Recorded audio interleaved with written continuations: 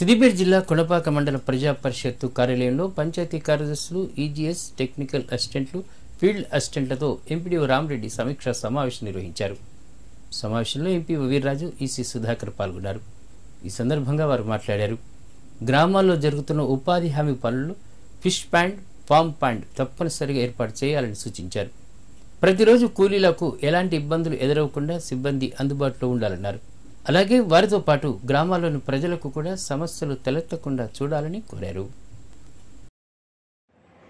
ఈరోజు మన మండల పరిషత్ ఎంపీడీఓ హాల్ నందు పంచాయతీ కార్యదర్శులు మరి అదేవిధంగా ఈజీఎస్ సిబ్బందితో సమావేశం ఏర్పాటు చేయనైనది. ఈ సమావేశంలో ఇంటి పన్నులు 100% వసూలు చేయాలని పంచాయతీ కార్యదర్శులు సూచించనైనది.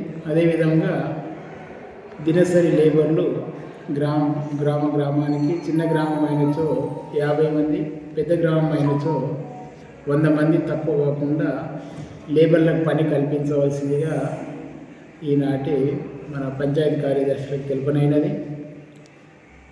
ప్రభుత్వ ఆదేశాలను అనుసరించి మేము ఎప్పటికప్పుడు మన టార్గెట్ ప్రకారం పన్నులు కల్పించి గ్రామాల్లోని బీద ప్రజలకు వాళ్ళు గ్రామాల నుండి పట్టణాలకు పోకుండా వాళ్ళని అరికట్టడానికి పన్నులు కల్పిస్తున్నామని మన పంచాయతీ కార్యదర్శులను వాళ్ళను అందరినీ కూడా వాళ్ళకి నచ్చజెప్పి పనులు చేసుకుంటే వాళ్ళకు 275 రూపాయలు కూలి పడుతుంది.